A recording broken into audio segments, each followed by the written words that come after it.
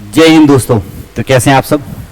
तो देखिए, शिक्षक पात्रता परीक्षा वर्ग 3 के जो पेपर हुए हैं उनके रिजल्ट का तो अभी तक कोई अता पता है नहीं, कोई अपडेट है नहीं।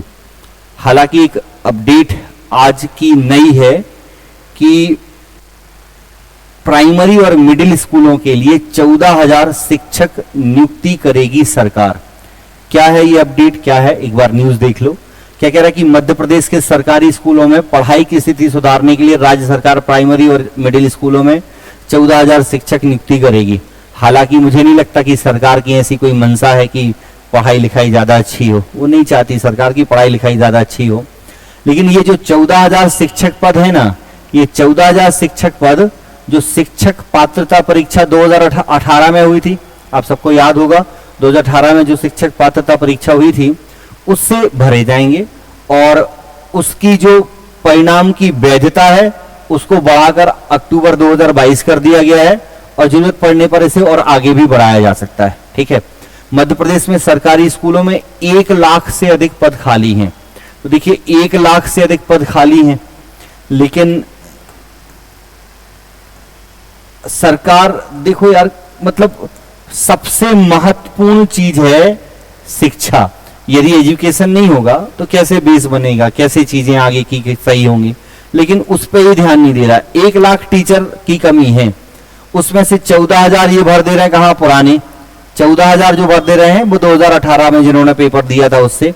उसके अलावा 20,000 अभी अतिथि शिक्षक भरे जा रहे हैं। तो 20,000 और 14,000 यदि आप भर भी दोगे तो 34,000 होंगे।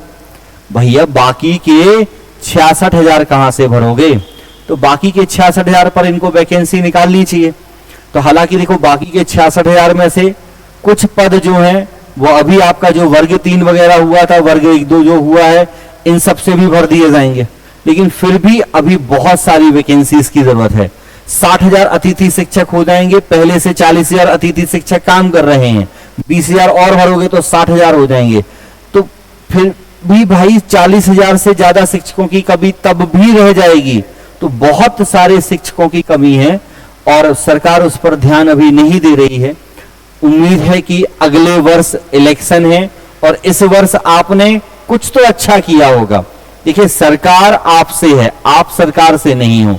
आप लोगों के पास जब मौका मिलता है उस मौके का यदि आप अच्छा उपयोग करेंगे तो सरकार आपके हिसाब से चलेगी। तो अभी पंचायत को चुनाव हो गए हैं लगभग, आपने अपने मौके का यूज किया है या नहीं किया है वो पता चल जाएगा अगले 2-3 महीने के रिजल्ट से कि भाई अगले 2-3 महीनों में कैसी चीजें हो रही हैं।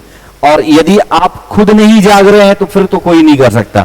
ठीक है, देखिए कोई सो रहा हो उसे जगाना संभव है, लेकिन कोई सोने का नाटक कर रहा हो उसे जगाना संभव नहीं है। तो आप पहले खुद जागो, जब आप खुद जागेंगे तब जाके चीजें सही होंगी।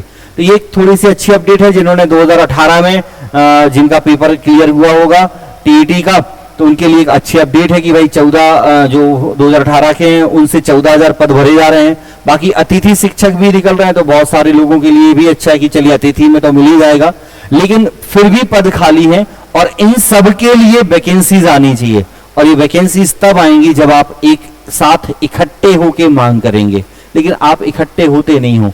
हम लोगों ने जब पेपर लीक हुआ था उसके लिए भोपाल, इंदौर 2-2, 3-3, 4-4 बार गए, लेकिन बच्चे इकट्ठे ही नहीं हुए। बच्चे केवल सोशल मीडिया पे कमेंट करने आ जाते हैं। तो आप इकट्ठे हो जाओ यार, और कहीं नहीं हो पाते तो कम से कम जब वोट डालते हो तब तो ध्यान रखो कि आपको क्या करना है, कौन व्यक्ति सही है, किसे वोट देनी चाहिए, किसे वोट देने से आपके लिए फायदा होगा। ठीक है, तो ये चीजें हैं, ये अपडेट थी। और अब इसमें अभी भी वैकेंसीज खाली हैं और मुझे लग रहा है कि अगले चुनाव है तो होपफुली कुछ अच्छा होगा और वैकेंसीज निकलेंगी। तो 2018 में जिन्होंने पेपर दिया था उनके लिए तो अच्छी अपडेट है। बाकी अतिथि शिक्षक से भी भरे जा रहे हैं। और वर्ग 3 का अभी तक कोई अपडेट नहीं है। वर्ग 3 का कब रिजल्ट देंगे कुछ पता ही नहीं है। मतलब गलती किसकी है? गलती है पीवी की, गलती है जिसने पेपर कराया, गलती है जिसने पेपर लीक किया, गलती है जिसने पेपर खरीदा, लेकिन उसका भुगतान कौन कर रहा है? जिन बच्चों ने ईमानदारी से पेपर दिया उनके रिजल्ट अटके हुए हैं। जिस बच्चे ने अपनी ईमानदारी से रिजल्ट पेपर दिया उसका रिजल्ट अटका हुआ है किसी दूसरे की गलती के कारण। अब ऐसे ही समाज में हम रह रहे हैं, क्या कर सकते हैं बताइए। आप और हम ऐसे ही समाज में हैं और मैंने बोला देखो इन सब का दोष किसी दूसरे के ऊपर डालने से पहले अपना भी सोचो कि हम इन सब चीजों के विरोध में कितना उतरे। जब वर्ग 3 के विरोध के लिए सड़कों पर हम उतर रहे थे तब आधे से ज्यादा बच्चे पता क्या कह रहे थे कि सर आप लोग गलत कर रहे हैं, परीक्षा कैंसिल मत कराओ, हमने इतनी मेहनत की है और ये सारा है। तब भी हमने बोला था देखिए हम ये नहीं चाह रहे कि परीक्षा कैंसिल हो, लेकिन यदि सच में पेपर लीक हुआ है तो परीक्षा कैंसिल होनी चाहिए, और नहीं हुआ तो उसकी जांच हो और दोषियों को सजा मिले। लेकिन तब आपने साथ नहीं दिया। तब आप साथ यदि देते ना तो ये चीजें इतनी लंबी नहीं खींचती। अब ये पता नहीं वर्ग 3 का रिजल्ट कब तक नहीं देते हैं, और यदि पेपर कैंसिल करना है तो तभी कर लेते, अभी तक पेपर कराने लग जा रहे होते, पता चला साल भर बाद इन्होंने पेपर कैंसिल किया। ठीक, तो ये सब चीजें लेट हो जाती हैं, उसमें कहीं ना कहीं आपकी हमारी भी कमी है। हम भी अपने अधिकारों को नहीं पहचान रहे हैं और हम भी अपनी सही मेहनत नहीं कर रहे हैं। ठीक है, तो थोड़ा सा अपने अधिकार पहचानो, अपनी भी साइड से सही मेहनत करो।